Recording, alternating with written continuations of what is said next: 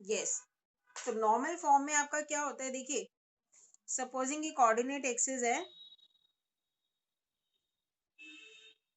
Coordinate axis है, और जो लाइन की आपको इक्वेशन निकालनी है, सपोजिंग आपको जो लाइन की इक्वेशन निकालनी है वो आपकी ये है, this is the line L जिसकी आपको इक्वेशन निकालनी है। ठीक है, अब आपको दिया क्या हुआ है नॉर्मल फॉर्म के लिए, इसके क्या दिया हुआ है, आपको दिया हुआ है ओरिजिन से इस लाइन के ऊपर एक परपेंडिकुलर की लेंथ। ठीक है, तो ओ से ओरिजिन से इस लाइन के ऊपर एक परपेंडिकुलर, सपोजिंग मैंने इस तरीके से ड्रॉ किया और ये पॉइंट मैंने ए ले लिया, तो O A is the length of perpendicular from origin to the line. ठीक है, और वो सपोजिंग आपको पी दिया हुआ है, ये गिवन है, मतलब क्वेश्चन में ये लेंथ ऑफ परपेंडिकुलर आपको दी होती है। सो व्हाट इज ओ ए, मैं यहाँ पे लिख देती हूँ, ओ ए जो कि पी है, what is it, it is length of the perpendicular from origin to the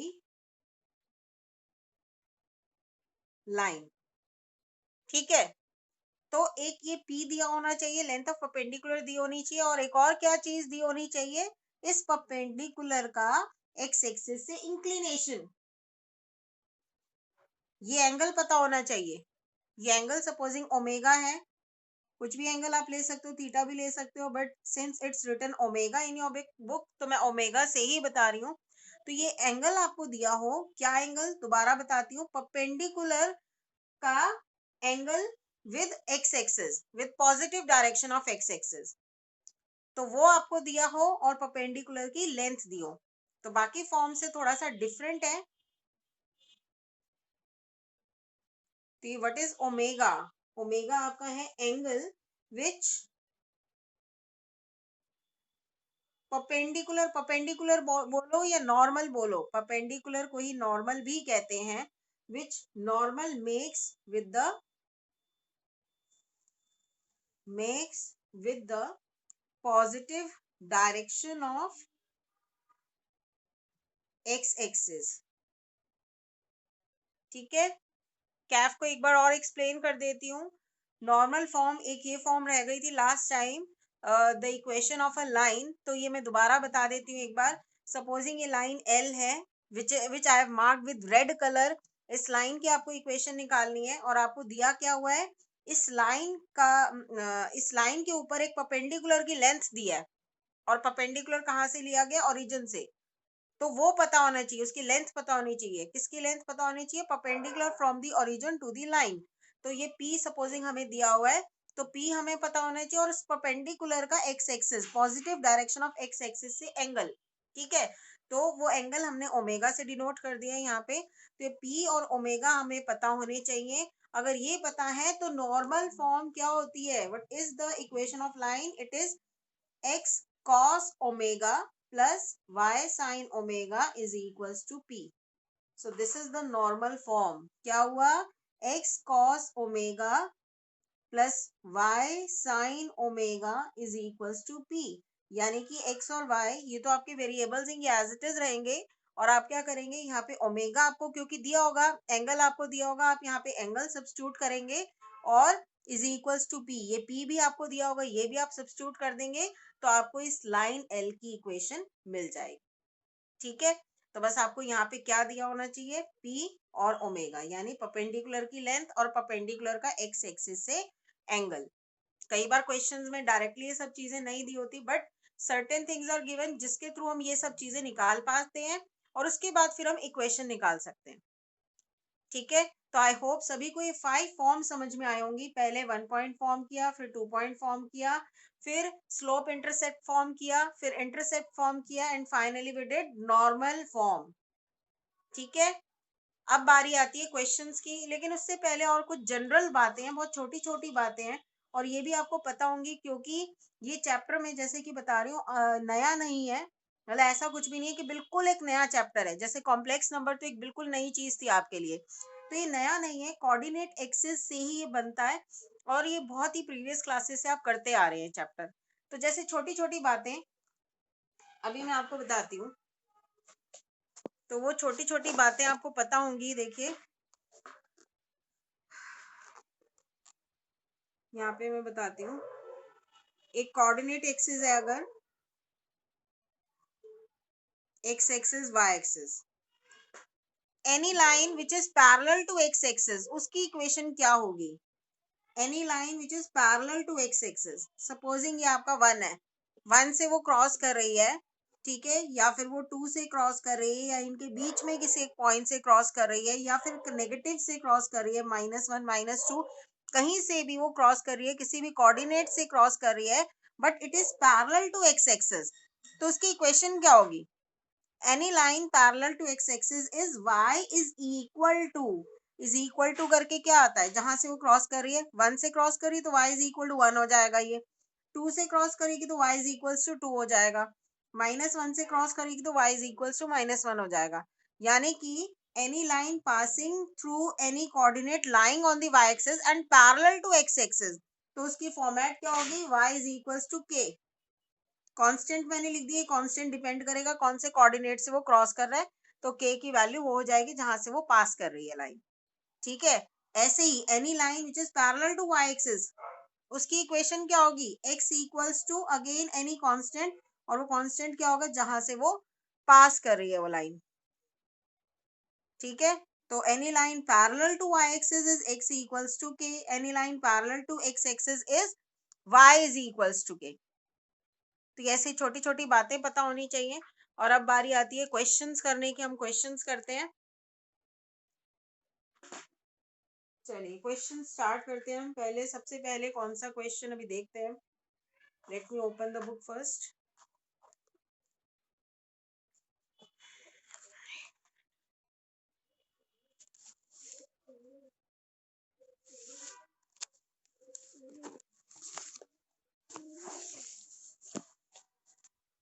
हमने इसके सॉल्व एग्जांपल्स तो कर ही लिए थे।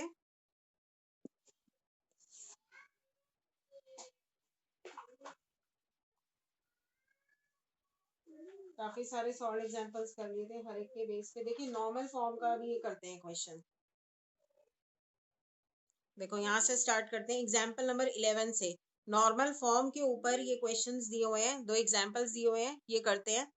तो एग्जाम्पल नंबर 11 देखिए। Find the equation of the line whose perpendicular distance from the origin is 4 units। ठीक है, तो समझ में आ रहा होगा सभी। क्या दिया हुआ है? 4 क्या दिया हुआ है? दोबारा पढ़ो। Find the equation of the line, आपको एक लाइन की इक्वेशन निकालनी है। whose perpendicular distance, देखिए ये यहाँ पे फिगर भी बनाया हुआ है, ये जो लाइन की इक्वेशन निकालनी है वो हमने इस तरीके से बना ली है, और उसका ओरिजिन से परपेंडिकुलर डिस्टेंस दिया हुआ है। तो ये चीज तो P हो गई ना, ये हमें 4 यूनिट्स दिया हुआ है, तो हमें P दिया हुआ है। And the angle which the normal, normal मैंने आपको बताया अभी परपेंडिकुलर को ही कहते हैं, which the normal makes with positive direction of x axis is 15 degree, और इस परपेंडिकुलर का एक्स एक्सिस के साथ एंगल दिया हुआ है 15 डिग्री। यानी सिंपल डायरेक्ट नॉर्मल फॉर्म का क्वेश्चन हो गया। मैं करके दिखा देती हूँ इसको।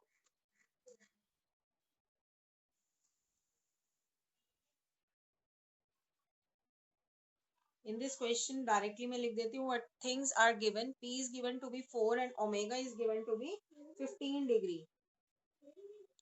तो फॉर्मूला क्या होता है हमारा? x cos omega plus y sin omega is equals to p। चलो वैल्यूज पुट करते हैं। तो x cos 15 डिग्री हो गया प्लस y sin 15 डिग्री, और p की value is 4। Now can anyone tell me how do we find out sine 15 degree cos 15 degree? क्योंकि आपको इक्वेशन यहाँ पे नहीं छोड़नी है, आपको जो भी ये है कॉस 15 डिग्री और साइन 15 डिग्री कैलकुलेट करके यहाँ पे लिखना है। तो बताइए कैसे फाइंड आउट करेंगे 15 डिग्री, क्योंकि टेबल में हम नहीं देख सकते हैं। आप अनम्यूट करके बता सकते हो। हाँ जी, यस, बहुत आसान है, हमने किया था पहले। तो कैसे कर सकते हो आप? 60 माइनस 45 भी कर सकते हो। देखिए कॉस 60 माइनस 45 कर दोगे तब भी रिजल्ट आपको 15 डिग्री मिलेगा। आप 45 डिग्री माइनस 30 डिग्री भी कर सकते हो। This is your cos 15 degree. अब फॉर्मूला लग जाएगा cos a minus cos b। याद है सभी को? What was cos a minus cos b? cos a minus cos b नहीं, sorry, cos a minus b, it is cos a cos b plus sin a sin b। ठीक है, a आपका यहाँ पे 45 डिग्री है, b आपका 30 degree है, so this will turn into cos 45 degree cos 30 degree plus sin 45 degree into sine 30 degree. अब ये सारी वैल्यूज तो आपको पता है यूजिंग टेबल ऑफ ट्रिग्नोमेट्री, तो ये सारी आपको वैल्यूज पता है, वैल्यू पुट करोगे और फिर फाइनली आपका cos 15 degree, I am writing it down directly, ये आपका आ जाएगा √3 प्लस 1/2 √2। अभी कैलकुलेट आप आसानी से कर सकते हो खुद ही, तरीका मैंने बता दिया है जिसको नहीं पता था। इसी तरीके से साइन 15 डिग्री भी आप निकाल लेंगे using the formula of sine a minus b. ठीक है, और जब ये वैल्यूज आ जाएंगी then you substitute into this equation, जहां पे आपका साइन 15 डिग्री cos 15 डिग्री है, वहां पे वैल्यू सब्स्टिट्यूट करके उसको सिंप्लीफाई करके फिर आप फाइनल इक्वेशन दोगे। मैं आपको लिख के बता देती हूँ, cos 15 डिग्री हमारा आया है √3 plus 1/2 √2। Sine 15 degree it is √3 minus 1/2 √2 upon is equals to 4। अब एलसीएम ले लो 2 √2, क्रॉस मल्टीप्लाई कर लो इससे, कितना आ जाएगा 8 √2। So x times of √3 plus 1 plus y times of √3 minus 1 is equals to 8 √2। So this is the required equation. ठीक है, चलो I hope सभी को ये क्वेश्चन समझ में आ गया होगा। नॉर्मल फॉर्म के ऊपर ये डायरेक्ट क्वेश्चन था, सो दैट नॉर्मल फॉर्म भी आपको अच्छी तरीके से समझ में आ जाए। ठीक है, चलिए अब बारी आती है एक्सरसाइज स्टार्ट करने की। अभी देखिए एक सॉल्व एग्जांपल और है यहाँ पे, एग्जांपल नंबर 12, लेकिन वो बाद में करेंगे बिकॉज वो बाद में हो जाएगा, अभी वो अभी नहीं करेंगे, अभी उसका करना ठीक नहीं है। सीधा एक्सरसाइज से स्टार्ट करते हैं। एक्सरसाइज बहुत अच्छी दी हुई है यहाँ पे, मतलब बिल्कुल लेवल वाइज स्टार्टिंग में बहुत आसान क्वेश्चन है और फिर आपका धीरे धीरे अच्छे क्वेश्चंस पे बढ़ेगी एक्सरसाइज। चलिए स्टार्ट करते हैं।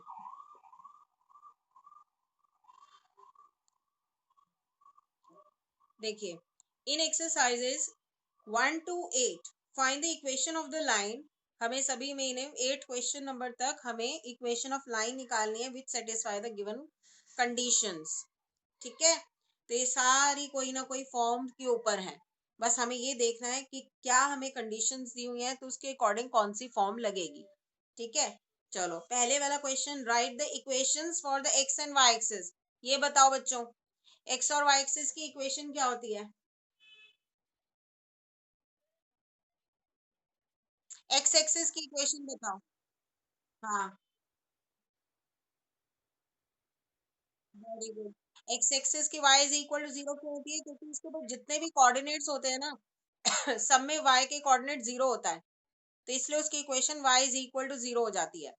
ऐसे ही y एक्सिस की इक्वेशन क्या होती है? x equal to 0। ठीक है, तो सबसे पहले वाला क्वेश्चन बहुत आसान है। x एक्सिस की equation is y is equal to 0 और y एक्सिस की equation is x is equal to 0।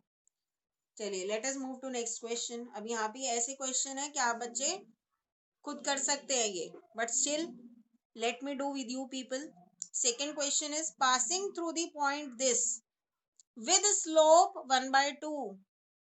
एक पॉइंट दिया है और स्लोप दी है, जिस लाइन की आपको इक्वेशन निकालनी है उसकी स्लोप दी है और इसके ऊपर एक पॉइंट दिया है, तो बताइए कौन सी फॉर्म लगेगी?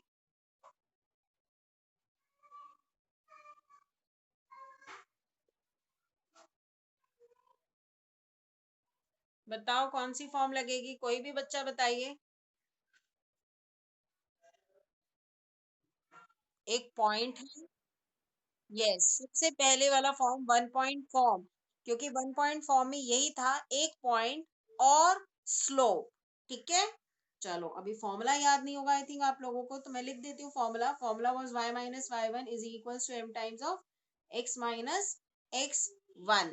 ठीक है, तो पॉइंट हमें x1 y1 वो क्या दिया हुआ है, -4, 3 ये दिया हुआ है। स्लोप m हमें क्या दी हुई है, 1/2। तो अब ये सारा हम इसमें पुट कर देते हैं, ये दोनों चीजें। तो और मैंने आपको बताया था x और y में कुछ नहीं पुट करना, वो तो वेरिएबल्स हैं, वो एज इट इज रहेंगे, क्योंकि इक्वेशन बनानी है हमें, आंसर नहीं निकालना कुछ। बच्चे सोचते हैं कुछ फुल एंड फाइनल कुछ आंसर आएगा, आंसर नहीं निकालना, लाइन की इक्वेशन निकालनी है। इक्वेशन निकालने का मतलब the equation contains the variable. तो एक्स और वाई वेरिएबल है, they will remain as it is, आपको बाकी सबकी वैल्यूज पुट करनी है यहाँ पे। y1 आपका क्या है, 3। So you have y minus 3 is equals to m आपका 1/2 है, slope is given to be 1/2। next you have x minus x1 आपका क्या है, -4, so this will become +4। now cross, बस आपका आपने वैल्यूज यहाँ सब्स्टिट्यूट कर दी, इक्वेशन आ गई, बस आप इसको अब स्टैंडर्ड फॉर्म में करेंगे। Cross multiply, so you'll get 2y minus 6 is equals to x plus 4। next you will get 2y उधर आ जाएगा, so x minus 2y, ये भी उधर ले जाओ, +10 is equals to 0। so that is the required equation। ठीक है, चलिए नेक्स्ट क्वेश्चन करते हैं। Passing through 0 0 with slope m, बताओ फॉर्म बताओ कौन सी लगेगी।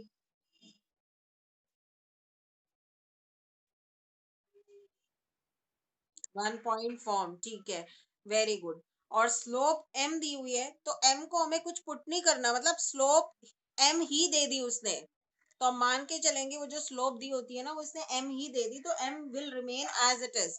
ठीक है, और ये एक आपका एक फॉर्मूला ही बन जाएगा। देखिए अभी मैं करके बताती हूँ इसको। 1 पॉइंट फॉर्म ही लगेगी, and the formula for 1 point form is y minus y1 is equals to m times of x minus x1। y1 x1 दोनों जीरो हो जाएंगे, बिकॉज उसने पॉइंट दिया है 0 0 और स्लोप है m, ये सब इसमें पुट करना है। तो x1 और y1 की जगह 0 0, तो y minus 0 will become y, m will remain as it is, and in bracket you have again x minus 0, so that will become x। तो ये हो गई आपकी equation y is equal to mx। तो यहाँ पे आप इसको थोड़ा बहुत वैसे भी एज अ फॉर्मूला भी आप इसको लर्न कर सकते हो, मतलब कोई लाइन अगर ओरिजिन से पास करती है, what is 0 0, 0 0 is nothing but it is the origin. तो कोई भी लाइन अगर ओरिजिन से पास करती है ना, तो आप देखोगे उसमें ना आपको कहीं भी कांस्टेंट नहीं दिखेगा। कांस्टेंट समझते हो ना, कोई भी लाइन की इक्वेशन होती है, उसमें एक x का टर्म होता है, एक y का टर्म होता है, और एक कांस्टेंट भी तो होता है। वो कांस्टेंट नहीं दिखेगा आपको, उसमें कांस्टेंट नहीं होता। 0 0 ओरिजिन पास करने के कारण उसकी इक्वेशन क्या हो गई, y is equal to mx। तो कोई भी लाइन अगर है, जैसे अगर जो ओरिजिन से पास करी है, तो उसकी ना फॉर्म इसी तरीके से होती है, y is equal to mx। जैसे y is equal to x ले लो, y is equal to 2x ले लो, भाई m तो आपका वेरी कर सकता है ना, m तो कुछ भी हो सकता है। तो y is equal to 2x ले लो, y is equal to 3x ले लो, इनफैक्ट जो m आपका फ्रैक्शन भी हो सकता है, भाई मान लो हाफ हो गया, तो 2y is equal to x हो गया। ये सारी ऐसी लाइंस की इक्वेशन है जो ओरिजिन से पास करती हैं। ठीक है, तो कुछ क्वेश्चंस ऐसे भी होते हैं जो हमें कुछ इंफॉर्मेशन भी दे जाते हैं। ये क्वेश्चन ऐसा था, इसने हमें एक अलग एक इंफॉर्मेशन भी दे दी कि कोई लाइन अगर ओरिजिन से पास करती है तो उसका फॉर्म ये होता है, y is equal to m x. फिर चाहे m कुछ भी हो सकता है, नेगेटिव भी हो सकता है, पॉजिटिव भी हो सकता है, फ्रैक्शन भी हो सकता है, और एक होल नंबर भी हो सकता है। चलिए next question. passing through this and inclined with the x-axis at an angle of 75 degree, बताओ कौन सी फॉर्म लगेगी। सोचो समझो देखो अच्छे से, और बताओ चीजें क्या क्या दी हुई हैं और कौन सी फॉर्म लगेगी। बाकी बच्चे भी बोल सकते हो यार, शशांक के अलावा बाकी बच्चे भी बोल सकते हो। देखो ये तो कंफर्म है, पासिंग थ्रू दिस 2, 2 √3 जो दिया हुआ है, एक कोऑर्डिनेट दिया हुआ है इस लाइन के ऊपर, तो एक पॉइंट तो हमें दिया हुआ है। ठीक है, और ये क्या है, inclined with the x axis eight an angle of 75 degree, what is this.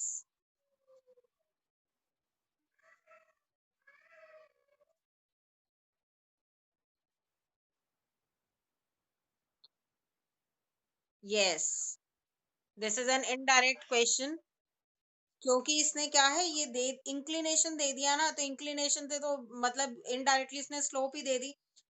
Inclination दिया तो उसके ऊपर tan लगा के tan 75 डिग्री हम निकाल लेंगे, तो वो स्लोप ही हो जाएगी।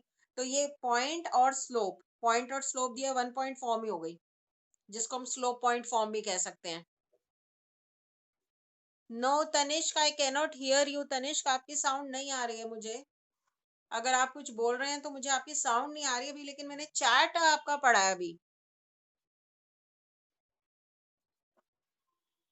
तो आई होप आप बोल रहे होगे आंसर शायद बहुत देर से, लेकिन मुझे आपकी साउंड नहीं आ रही है। तो आप चेक कर सकते हो अपना इंटरनेट कनेक्शन, आप चेक कर सकते हो। तो ये वन पॉइंट फॉर्म लगेगी, चलिए फटाफट से लगाते हैं। y minus y one is equal to m times of x minus x one. ठीक है, पॉइंट हमें क्या दिया हुआ है, 2, 2√3। m निकाल लेते हैं, चलो पहले m क्या हुआ, थीटा हमें दिया हुआ है 75 डिग्री। m क्या होता है, tan थीटा, यानी tan 75 डिग्री। बताओ बच्चों कैसे निकालोगे tan 75 डिग्री? निकालना तो पड़ेगा ही, tan 75 degree as it is हम नहीं रख सकते यहाँ पे।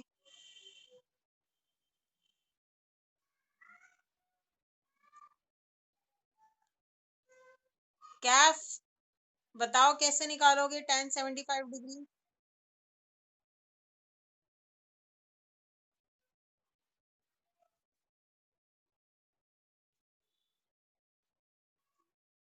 एक तो आई थिंक मुझे भी ना अपने टेस्ट वगैरह स्टार्ट करने चाहिए। टेस्ट नहीं हो रहा बच्चों का, कोई भी टेस्ट होना चाहिए रेगुलर, सो दैट आप बच्चे साथ साथ पढ़ते रहें।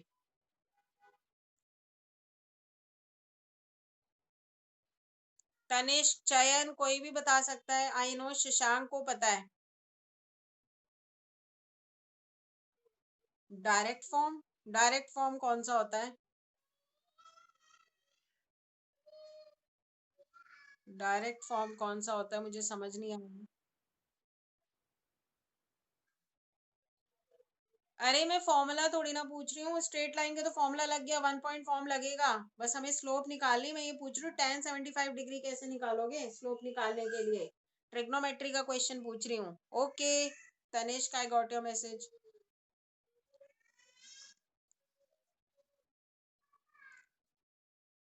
बहुत डीले हो रहे हैं बच्चे मेरे, खींचना पड़ेगा इनको। सीधी सी बात है, देखो 75 को ब्रेक कर लो यार, 30 + 45 या 45 + 30।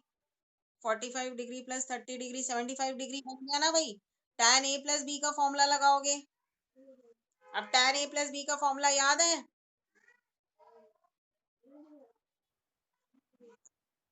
क्योंकि ट्रिग्नोमेट्री तो ऐसा चैप्टर है, ये तो आप सभी के आज का होगा, और ये सबसे पहले कराते हैं 11th क्लास में। सबसे पहले चलो सेट्स वेट्स कराते हैं, लेकिन ट्रिग्नोमेट्री ना शुरू में ही करा देते हैं, क्योंकि ये आप देख रहे हो ट्रिग्नोमेट्री तो कहीं भी किसी भी चैप्टर में नहीं छोड़ा। लगभग हर चैप्टर में ट्रिग्नोमेट्री यूज होता है। तो अब tan a + b tan a + tan b upon 1 - क्या होता है, tan a + b is tan a + tan b upon 1 - tan a into tan b. So according to this, I'll get tan 45 degree plus tan 30 degree upon 1 - tan 45 degree into tan 30 degree. अब ये तो पता ही होगा, tan 45 is 1 plus tan 30 degree is 1/√3. 1 minus this is again 1. This is 1/√3. So you'll get √3 plus 1/√3 minus 1. That's the value of tan 75 degree. तो one point form लगाएंगे अब, क्योंकि हमारे पास पॉइंट भी है, एक पॉइंट है और स्लोप है। ये क्या निकाला है हमने, एम निकाला था ना। थीटा दिया हुआ था, इंक्लिनेशन दिया हुआ था 75 डिग्री, और मैंने आपको बताया था जब इंक्लिनेशन के ऊपर टैन लगा देते हैं तो वो स्लोप आ जाता है। तो ये सारा हमने tan 75 डिग्री किस लिए किया, स्लोप निकालने के लिए। ठीक है, स्लोप आ गई, एक पॉइंट है, so you can use one point form. चलो इसमें वैल्यू पुट करते हैं, y - y1। y1 क्या होगा बताओ? यस, अभी सभी बच्चों से ही बुलवाऊंगी, बुलवा बुलवा के लिखूंगी, ताकि पता चले कि बच्चे बैठे हैं सुन रहे हैं कि नहीं। अब m हमारा m तो यही हो जाएगा √3 + 1 upon √3 - 1। keep it in bracket. X minus x1, what is x1? yes, cross multiply कर दो और फिर फाइनल आंसर निकाल लेना। ठीक है, सॉल्व कर सकते हो इसको आगे, तो मैं इसको यहीं पे छोड़ रही हूँ। कर लें, कर ही लेते हैं।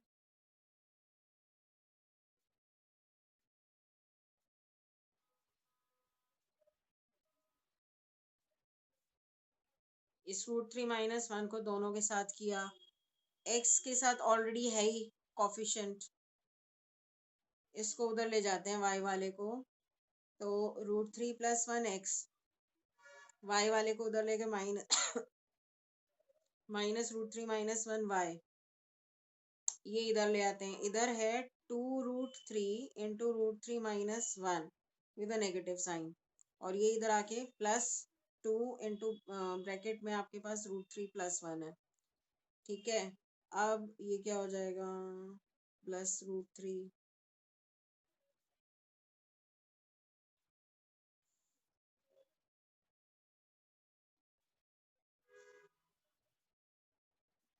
(4√3) और 2√3 हो गया -2 इंटू 3 -6 +2 -4, ये आएगा आई थिंक। आगे आप और इसको सॉल्व कर सकते हो।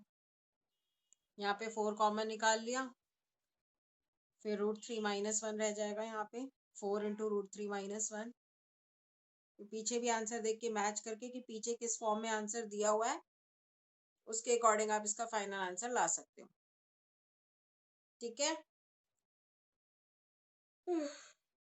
ऐसे ही होगा। यहाँ पे 4 कॉमन छोड़ दिया, √3 - 1 आ जाएगा। बस ये सारा कांस्टेंट है, ये x का टर्म है, ये y का टर्म है, ये कांस्टेंट है, दैट्स इट।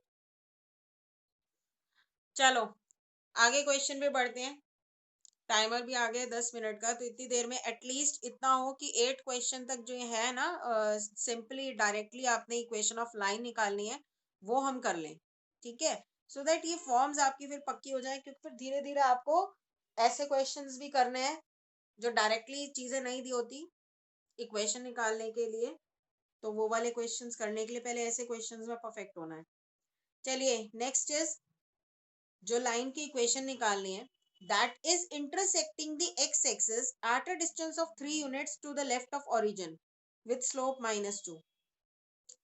ये इतनी भयानक सी चीज लिखी हुई है, intersecting the x-axis at a distance of 3 units to the left of origin,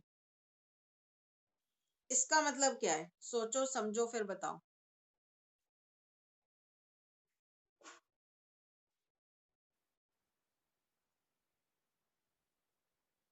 yes, very good, very good. उसने क्या कहा है, देखो कितना घुमा के दिया हुआ है, डायरेक्टली नहीं दिया। जो चीज तुमने बताई है डायरेक्टली वैसे नहीं लिखा हुआ है, इसने क्या लिखा हुआ है अभी बताती हूँ। Let me turn the page first. उसने दिया हुआ जो लाइन की इक्वेशन निकालनी है ना, that is intersecting the x axis. X axis को इंटरसेक्ट करे, मैं छोटा सा यही बनाती हूँ सो दैट आपको समझ में आए। वो लाइन जो इक्वेशन निकालनी है जिसकी वो लाइन बच्चों कैसी भी हो सकती है, वी नेवर नो कि वो लाइन कैसी होगी, तो मैं कैसी भी बना रही हूँ जस्ट इस कंडीशन को सेटिस्फाई कराते हुए। वो line intersecting the x axis को इंटरसेक्ट कर रही है at a distance of 3 units to the left of origin. Origin है, ओरिजिन का एक लेफ्ट भी होता है राइट भी होता है। उसने कहा है कि ओरिजिन के लेफ्ट में 3 यूनिट्स के डिस्टेंस पे, ये डिस्टेंस में 3 यूनिट्स ले लेती हूँ, और क्योंकि लेफ्ट में है तो ये -3 हो जाएगा, इससे क्रॉस करिए। और जैसे कि शशांक ने बोला, ये पॉइंट -30 हो गया। तो ये जो इसने कहानी लिखी हुई इतनी बड़ी, हमें सिंपली ये दिया हुआ है यहाँ से, ये मिला है हमें यहाँ से कि ये लाइन -30 से पास कर रही है, और इसका हमें स्लोप भी दिया हुआ है, स्लोप दिया हुआ है -2। This is slope. तो बताओ कौन सी फॉर्म लगेगी?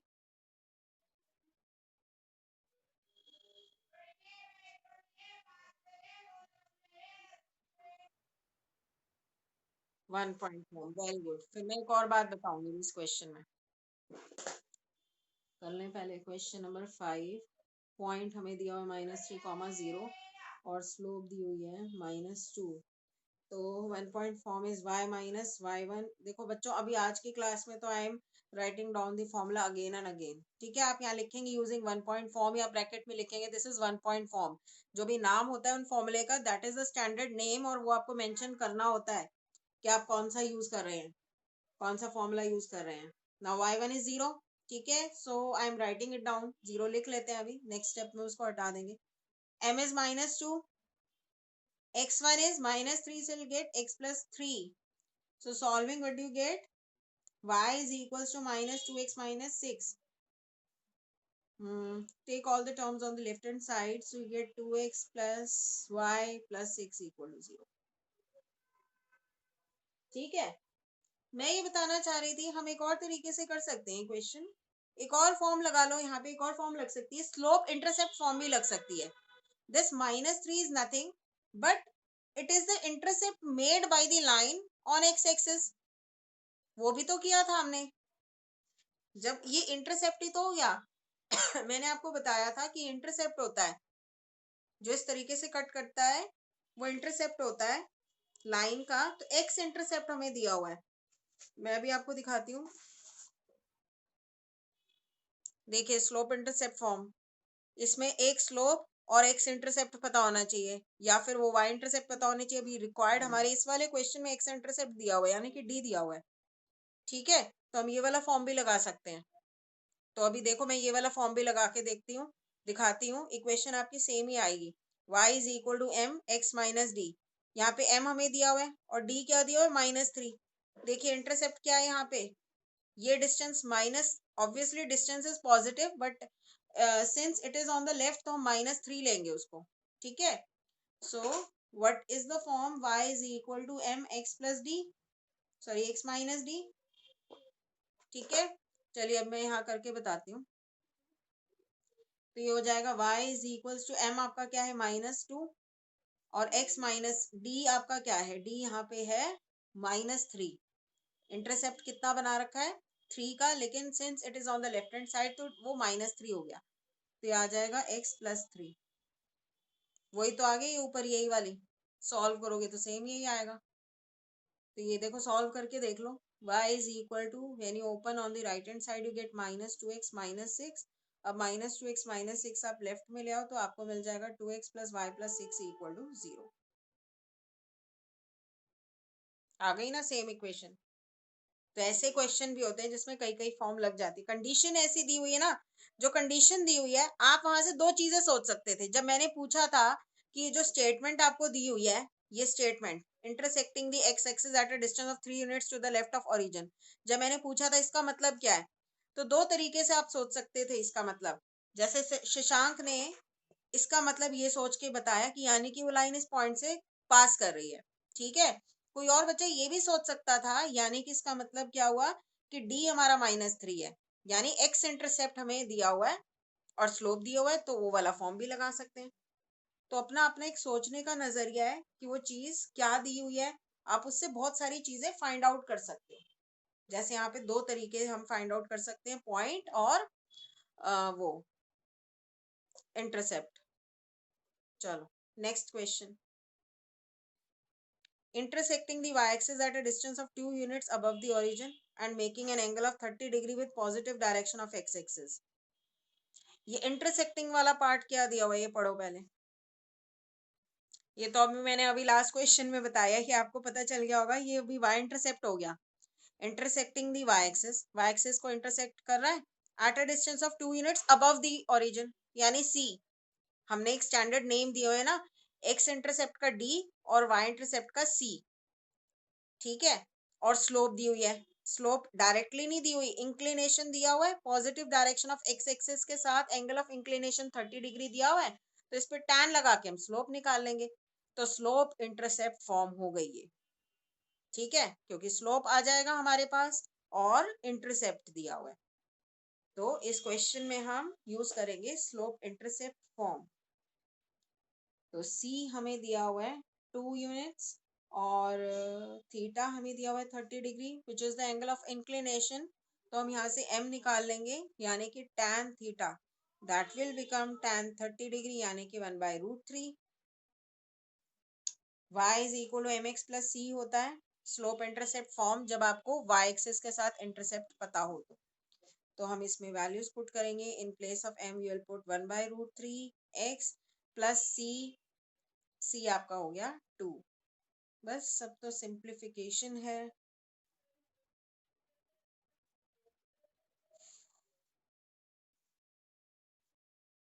That's the final answer.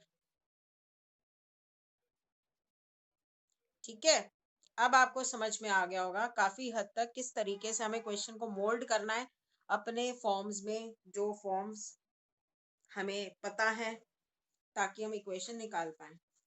अगला देखो, passing through the points these, तो बड़ा ही आसान हो गया। बताओ कौन सा फॉर्म लगेगा।